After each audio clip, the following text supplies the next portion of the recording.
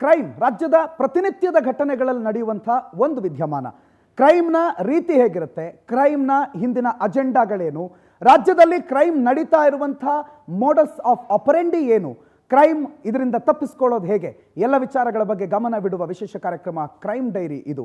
ಇವತ್ತಿನ ಕ್ರೈಮ್ ಡೈರಿನಲ್ಲಿ ರಾಜ್ಯದ ಹಲವು ಕ್ರೈಮ್ ಸ್ಟೋರಿಗಳನ್ನು ನಾವು ಇವತ್ತು ನೋಡೋರಿದ್ದೀವಿ. ಅದಕ್ಕಿಂತ ಮೊದಲು ತಂದೆ ತಾಯಿ 9 ತಿಂಗಳು ಮಕ್ಕಳನ್ನು ಹೊಟ್ಟೆನಲ್ಲಿ ಇಟ್ಕೊಂಡು ಸಾಕಿ ಸಲಹಿ ಇಡೀ ಜೀವಮಾನದ ಅಷ್ಟೂ ಸಂಪಾದನೆಯನ್ನು ಮಕ್ಕಳಿಗೋಸ್ಕರ ಅಂತ ಎತ್ತಿಟ್ಟಿರ್ತಾರೆ. ಆದರೆ ಮಕ್ಕಳು ಸ್ವಲ್ಪ ದೊಡ್ಡವರಾಗಿ ತಾವು ದುಡಿಯೋದಕ್ಕೆ ಆರಂಭ ಮಾಡ್ತಾ ಇದ್ದಂಗೆ ತಂದೆ ತಾಯಿಯನ್ನು ನೋಡ್ಕೊಳ್ಳೋದಕ್ಕಾಗೋದಿಲ್ಲ ಅಂತ ವೃದ್ಧಾಶ್ರಮಕ್ಕೆ ಸೇರಿಸ್ಬಿಡ್ತಾರೆ. ಹಾಗೆ ವೃದ್ಧಾಶ್ರಮಕ್ಕೆ ಸೇರಲ್ಪಟ್ಟ ದಂಪತಿ ಆತ್ಮಹತ್ಯೆಗೆ ಶರಣಾಗಿರುವ ಹೃದಯ ವಿದ್ರಾವಕ, ಕರಳು ಹಿಂಡುವ ಅಮಾನವೀಯ ಘಟನೆ ಇವತ್ತು ವರದಿಯಾಗಿದೆ ಬೆಂಗಳೂರಿನಲ್ಲಿ. ಇಳಿ ವಯಸ್ಸಿನಲ್ಲಿ ಬೇರೆ ಇರೋದಕ್ಕಾಗದೆ ದಂಪತಿ ಸುಸೈಡ್ ಮಾಡಿಕೊಂಡಿದ್ದಾರೆ. ಜೆಪಿ ನಗರದ 8ನೇ ಹಂತದ ವೃದ್ಧಾಶ್ರಮದಲ್ಲಿ ನಡೆದಿರುವಂಥ ದುರ್ಘಟನೆ ಇದು. ಮಗ ತಗೊಂಬಂದು ತಂದೆ ತಾಯಿಯನ್ನು ವೃದ್ಧಾಶ್ರಮಕ್ಕೆ ಸೇರಿಸ್ಬಿಟ್ಟು ಹೋಗ್ತಾನೆ. ಕಮಲಮ್ಮ ಮತ್ತು ರಾಮಕೃಷ್ಣಪ್ಪ, ಒಬ್ಬರಿಗೆ 81 ವರ್ಷ ಪ್ರಾಯ, ಇನ್ನೊಬ್ಬರು ಸ್ವಲ್ಪ ಆಸುಪಾಸು 70, 76, 77 ವರ್ಷದ ಪ್ರಾಯದವರು. ತಂದೆ ತಾಯಿ ಪಾಪ ಆ ಮಕ್ಕಳನ್ನು ಹೆತ್ತು ಹೊತ್ತು ತಮ್ಮ ಕಷ್ಟ ಎಲ್ಲ ಬಿಟ್ಟು ಆ ಮಕ್ಕಳಿಗೋಸ್ಕರ ಬದುಕಬೇಕು, ಆ ಮಕ್ಕಳಿಗೋಸ್ಕರ ಮನೆ ಕಟ್ಟಬೇಕು, ಮಕ್ಕಳಿಗೋಸ್ಕರ ನಾವು ಜೀವನ ಮಾಡಬೇಕು ಅಂತ ಅಂದ್ಕೊಂಡಿದ್ದಂತಹ ತಂದೆ ತಾಯಿ ಮಕ್ಕಳೇ ಕರ್ಕೊಂಬಂದು ತಂದೆ ಬೀದಿಗೆ ಬಿಟ್ಟುಬಿಟ್ರೆ ಏನಾಗುತ್ತೆ? 1 ತಿಂಗಳ ಹಿಂದೆ ವೃದ್ಧಾಶ್ರಮಕ್ಕೆ ಮಗ ತಗೊಂಬಂದು ಸೇರಿಸ್ಬಿಟ್ಟಿದ್ದಂತೆ. ಅಪ್ಪ ಅಮ್ಮ, ನಿನ್ನನ್ನು ನೋಡಿಕೊಳ್ಳೋದಕ್ಕೆ ಸಾಕೋದಕ್ಕೆ ನನ್ನ ಕೈಯಲ್ಲಿ ಯೋಗ್ಯತೆ ಇಲ್ಲ, ನಾನು ಅದಕ್ಕೆ ಅರ್ಹ ಅಲ್ಲ ಅಂತ ಹೇಳಿ ತಗೊಂಡ್ಬಿಟ್ಟಿದ್ದೆ. ಏನೋ ಸೊಸೆ ಮಾಡಿದ ಅಡುಗೆ ಚೆನ್ನಾಗಿಲ್ಲ ಅನ್ನೋ ವಿಚಾರಕ್ಕೆ ಮನೆಯಲ್ಲಿ ಗಲಾಟೆ ಆಗಿತ್ತಂತೆ. ಈ ಹಿನ್ನೆಲೆಯಲ್ಲಿ ಸೊಸೆಗೆ ಅಂದರೆ ಹೆಂಡತಿಗೆ ಬಯೋದು ಬಿಟ್ಕೊಂಡು ತಂದೆ ತಾಯಿಯನ್ನೇ ವೃದ್ಧಾಶ್ರಮಕ್ಕೆ ಸೇರಿಸ್ಬಿಟ್ಟಿದ್ದಾನೆ ಈ ಮಗ. ಮೊನ್ನೆ ರಾತ್ರಿಯೇ ವೃದ್ಧಾಶ್ರಮದಲ್ಲಿ ಈ ದಂಪತಿ ನೇಣಿಗೆ ಶರಣಾಗಿದ್ದಾರೆ.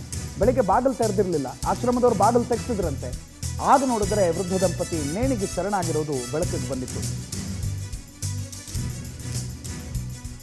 ಸೊಸೆ ಅನ್ನೋಳು ಮನೆಯ ಬೆಳಗುವ ದೀಪವಾಗಿ ಬರಬೇಕು, ತಂದೆ ತಾಯಿಯನ್ನು ದೂರ ಮಾಡುವ ಪಾಪಿಯಾಗಿ ಬರಬಾರ್ದು. ತಂದೆ ತಾಯಿ ಊಟ ರುಚಿ ಇಲ್ಲ ಅಂತ ಹೇಳಿದ್ರೆ ಅದು ಸೊಸೆ ಮೇಲಿನ ಕೋಪಕ್ಕೋ ದ್ವೇಷಕ್ಕೋ ಹೇಳಲ್ಲ, ಊಟ ರುಚಿ ಇರಲ್ಲ ಅದಕ್ಕೆ ಹೇಳಿರ್ತಾರೆ. ಅಟ್ಲೀಸ್ಟ್ ಅದನ್ನು ಅರ್ಥ ಮಾಡಿಕೊಂಡು, ಹೌದು ನನ್ನ ಹೆಂಡತಿ ಮಾಡಿರೋ ಅಡುಗೆ ಚೆನ್ನಾಗಿರಲಿಲ್ವೇನೋ, ನಾಳೆ ಚೆನ್ನಾಗಿ ಮಾಡು, ನಮ್ಮ ಅಪ್ಪ ಅಮ್ಮಂಗೆ ಖುಷಿ ಆಗೋ ಥರ, ಅವ್ರಿಗೆ ಇಷ್ಟ ಆಗೋ ಥರ ಏನಾದರೂ ತಿನ್ನೋದಲ್ವೇ, ನಾಲ್ಗೆಗಲ್ವೇ ಬದುಕೋದೇ ತಿನ್ನೋದಕ್ಕಂತೆ. ಇಡೀ ಜೀವಮಾನ ನಾವು ದುಡಿಯೋದೇ ಒಂದು ಹೊತ್ತಿನ ಊಟಕ್ಕೋಸ್ಕರ ಅಂತೆ. ಅಂಥ ಊಟ ಚೆನ್ನಾಗಿರಲಿಲ್ಲ ಅಂತ ಹೇಳೋದಕ್ಕೆ ತಂದೆ ತಾಯಿಯನ್ನು ತಗೊಂಬಂದು ವೃದ್ಧಾಶ್ರಮಕ್ಕೆ ಸೇರಿಸ್ತಾನೆ ಅಂತಂದರೆ ಅವನನ್ನು ಮಗ ಅಂತ ಕರೆಯೋದಕ್ಕೆ ಸಾಧ್ಯನೇ ಇಲ್ಲ. ಅಂಥ ಮಕ್ಕಳು ತಂದೆ ತಾಯಿಯ ಹೊಟ್ಟೆನಲ್ಲಿ ಯಾಕೆ ಹುಟ್ಟಬೇಕು ಅಂತ ಪಾಪ ಅವರಿಗೆ ಪ್ರಶ್ನೆ ಬಂದಿರಲ್ವ? ನಾನು ಹೆತ್ತು ಹೊತ್ತು ಸಾಕಿರುವ, ನಾನೇ ಎತ್ತರವಾಗಿ ಬೆಳೆಸಿರುವ, ಇಲ್ಲಿವರೆಗೆ ತಂದು ನಿಲ್ಲಿಸಿರುವ ನನ್ನ ಮಗ ಹೆಂಡತಿ ವಿಚಾರಕ್ಕೆ, ಹೆಂಡತಿಗೋಸ್ಕರ ನಮ್ಮನ್ನು ಕರ್ಕೊಂಬಂದು ವೃದ್ಧಾಶ್ರಮಕ್ಕೆ ಬಿಡ್ತಾನಲ್ಲ ಅಂತ ನೋವಾಗಿತ್ತ ಆ ಹಿರಿ ಜೀವಗಳಿಗೆ. ಸೊಸೆ ಜೊತೆಗೆ ಹೊಂದಾಣಿಕೆಯಿಂದ ಇಲ್ಲದೆ ಬೇರೆ ಇರ್ತೀವಿ ಅಂತ ಬಯಸಿದ್ರು. ಬೇರೆ ಮನೆ ಮಾಡಿಕೊಡಪ್ಪ ನಮಗೆ, ನಾವು ಇರ್ತೀವಿ, ನಾವು ಗಂಡ ಹೆಂಡತಿ ಆರಾಮಾಗಿ ಅಂತ ತಂದೆ ತಾಯಿ ಕೇಳಿದ್ರಂತೆ. 2021ರಲ್ಲಿ ಬ್ಯಾಟ್ರಾಯನ್ಪುರದ ವೃದ್ಧಾಶ್ರಮಕ್ಕೆ ತಗೊಂಬಂದು ಸೇರಿಸಿರ್ತಾನೆ. ಆಗಿಲ್ಲ 2 ವರ್ಷ ಅವರಿದ್ರು. ಆಮೇಲೆ 2023ಕ್ಕೆ ಮತ್ತೆ ಮನೆಗೆ ಬಂದರು. ತಂದೆ ತಾಯಿ ವಾಪಸ್ ಕರ್ಕೊಂಡು ಬರ್ತಾನೆ. ಮತ್ತೆ ಮನೆಯಲ್ಲದೆ ಹೊಂದಾಣಿಕೆ ಸಮಸ್ಯೆ. 2 ವರ್ಷ ದೂರ ಇದ್ದು ಬಿಟ್ಟರೆ ಬದಲಾವಣೆ ಅನ್ನೋದು ಮನಸ್ಸಲ್ಲಿ ಆಗಬೇಕು. ದೂರ ಇದ್ಬಿಟ್ಟ ತಕ್ಷಣ ಬದಲಾವಣೆ ಆಗಲ್ಲ, ಅಥವಾ ಒಗ್ಗಿಕೊಳ್ಳೋದಕ್ಕಾಗಲ್ಲ. ಹೊಂದಾಣಿಕೆ ಸಮಸ್ಯೆ ಇತ್ತಂತೆ. ಹಾಗಾಗಿ ಮತ್ತೆ ಕಳೆದ ತಿಂಗಳು ಬನಶಂಕರಿಯ ವೃದ್ಧಾಶ್ರಮಕ್ಕೆ ಸೇರಿಸಿದ್ರು. ಮೊನ್ನೆ ರಾತ್ರಿ ನಾರ್ಮಲ್ ಆಗಿ ಪ್ರತಿನಿತ್ಯದ ರೀತಿಯಲ್ಲಿ ಊಟ ಮಾಡಿ ಮಲಗೋದಕ್ಕೆ ದಂಪತಿ ಹೋಗಿದ್ರು. ಆದರೆ ಬೆಳಿಗ್ಗೆ ಎದ್ದು ನೋಡಿದ್ರೆ ಇಬ್ಬರು ಕೂಡ ಆತ್ಮಹತ್ಯೆ ಮಾಡ್ಕೊಂಡಿದ್ದಾರೆ, ನೇಣಿಗೆ ಶರಣಾಗಿದ್ದಾರೆ ಅನ್ನೋದು ಗೊತ್ತಾಗಿದೆ. ಆ ತಂದೆ ತಾಯಿಯ ಆ ಮನಸ್ಸಿನಲ್ಲಿರುವಂಥ ದುಃಖ ಎಷ್ಟಿರ್ಬೋದು ನೋಡಿ. ಇದೇ ಆ ವೃದ್ಧಾಶ್ರಮದಲ್ಲಿ ಅವರಿದ್ದಂತಹ ರೂಮ್ ಇದು. ಈ ರೂಮಲ್ಲೇ ಅವರು ಇದ್ದರು, ಈ ರೂಮಲ್ಲೇ ಅವರು ಬದುಕ್ತಾ ಇದ್ರು. ಅಂದರೆ 1 ತಿಂಗಳಿಂದ ಮಗ ತಂದು ಸೇರಿಸಿದ್ನಲ್ಲ, ಹೆತ್ತು ಹೊತ್ತ ಪುಣ್ಯಕ್ಕೆ ಪಾಪಕ್ಕೆ ಮಗ ತಗೊಂಬಂದು ಇದೇ ಆಶ್ರಮಕ್ಕೆ ಸೇರಿಸಿದ್ದ. ಇದೇ ರೂಮಲ್ಲಿ ಗಂಡ ಹೆಂಡತಿ ಇದ್ದರು. ಸಾಮಾನ್ಯವಾಗಿ ಆಶ್ರಮದಲ್ಲಿ ಗಂಡ ಹೆಂಡತಿ ಇದ್ದಾರೆ, ಇಬ್ಬರು ಪತಿ ಪತ್ನಿ ಅಂತಂದಾಗ ಅವ್ರನ್ನ ಜೊತೆಗೆ ಇರಿಸ್ತಾರೆ. ಯಾಕೆ ಆಶ್ರಮದವ್ರು ಯಾಕೆ ಅವ್ರನ್ನ ದೂರ ಮಾಡಿ ಪಾಪ ಕಟ್ಕೋತಾರೆ? ಜೊತೆಗೆ ಇದ್ದರು, ಊಟ ಮಾಡಿ ಹೋಗಿದ್ರು ಮಲ್ಕೊಳ್ಳೋಕ್ಕೆ. ಆದರೆ ಬೆಳಿಗ್ಗೆ ಬಾಗಿಲು ತೆಗೆದಿಲ್ಲ. ಯಾಕೆ ಇವರು ಇನ್ನೂ ಬಾಗಿಲು ತೆಗೆದಿಲ್ಲ ಅಂಥೇಳಿ ಬಾಗಿಲು ಬಡಿತಾರೆ. ಬಾಗಿಲು ಬಡಿದಾಗ ಯಾರೂ ಶಬ್ದ ಮಾಡಲ್ಲ, ಏನೂ ರೆಸ್ಪಾನ್ಸ್ ಬರಲ್ಲ. ಅದಕ್ಕೆ ಬಾಗಿಲನ್ನು ಹೊಡಿತಾರೆ. ಒಡೆದಾಗ ಈ ವೃದ್ಧ ದಂಪತಿ ನೇಣಿನ ಕುಣಿಕೆಯಲ್ಲಿ ನೇತಾಡ್ತಾ ಇರೋದನ್ನು ವೃದ್ಧಾಶ್ರಮದ ಸಿಬ್ಬಂದಿ ನೋಡ್ತಾರೆ. ಸುಚಿತ್ರ ಈ ಬಗ್ಗೆ ಮಾಹಿತಿ ಕೊಡ್ತಾರೆ. ಹೆಚ್ಚಿನ ಮಾಹಿತಿಯನ್ನು ನೇರ ಸಂಪರ್ಕದಲ್ಲಿ ಜಾಯ್ನ್ ಆಗಿದ್ದಾರೆ. ಸುಚಿತ್ರಾ, ತಂದೆ ತಾಯಿ ಆತ್ಮಹತ್ಯೆಗೆ ಶರಣಾಗಿದ್ದಾರೆ, ಮಗ ನಮ್ಮನ್ನು ಕರ್ಕೊಂಡೋಗಿ ವೃದ್ಧಾಶ್ರಮಕ್ಕೆ ಸೇರಿಸಿದ ಅನ್ನೋ ಕಾರಣಕ್ಕೆ ಏನು ಘಟನೆ ಇದು? ಯಾವಾಗಿಂದ ನಡೀತಿತ್ತು? ಘಟನೆ ಹಿನ್ನೆಲೆ ಏನು ಸುಚಿತ್ರ? ಪ್ರಣೋತ್, ಏನು ತಂದೆ ತಾಯಿಗಳು ಮಕ್ಳುಗಳನ್ನ ಎಲ್ಲಿ ಬಿಟ್ರೆ ಏನಾಗ್ಬಿಡುತ್ತೋ ಅನ್ನೋ ಒಂದು ಕಾಳಜಿಯಿಂದ ಪ್ರೀತಿಯಿಂದ ಸಾಕಿರ್ತಾರೆ. ಆದ್ರೆ ವಯಸ್ಸಾದಂತ ಬರ್ತಿದ್ದಂತೆ ತಂದೆ ತಾಯಿಗಳನ್ನ ಮಕ್ಕಳು ನೋಡ್ಕೊಳ್ಳುವಂತಹ ರೀತಿನೇ ಬೇರೆ ಆಗುತ್ತೆ. ಅದರಲ್ಲೂ ಗಂಡ್ಮಕ್ಳಿದ್ದಂತ ಸಂದರ್ಭದಲ್ಲಿ ಮದುವೆಯನ್ನ ಮಾಡ್ಕೊಟ್ಟಂತ ಸಂದರ್ಭದಲ್ಲಿ ಸೊಸೆಗೂನು ಅತ್ತೆಗೂನು ಕೆಲವೊಂದಷ್ಟು ಮಾತುಕತೆ ಆಗುತ್ತೆ, ನಂತರದಲ್ಲಿ ಜಗಳಗಳು ಶುರು ಆಗುತ್ತೆ. ಆದ್ರೆ ಮಗ ಏನಿರ್ತಾರೆ ಅವರು ಇಷ್ಟು ವರ್ಷ ಸಾಕಿದಂತಹ ತಾಯಿಯನ್ನ ಮರೆತು ಹೆಂಡತಿ ಕಡೆ ವಾಲ್ತಾರೆ. ಆದ್ರೆ ಇದೇ ರೀತಿಯಲ್ಲಿ ಮಗ ಏನು ಕೃಷ್ಣಮೂರ್ತಿ ಹಾಗೂ ರಾಧಾ ಅನ್ನೋ ವೃದ್ಧ ದಂಪತಿಗಳು JP ನಗರದ 8th ಫೇಸ್ ನಲ್ಲಿ ಒಂದು ಆಶ್ರಮದಲ್ಲಿ ಇವತ್ತು ಮೊನ್ನೆ ಆತ್ಮಹತ್ಯೆಯನ್ನ ಮಾಡ್ಕೊಂಡಿರುವಂತದ್ದು.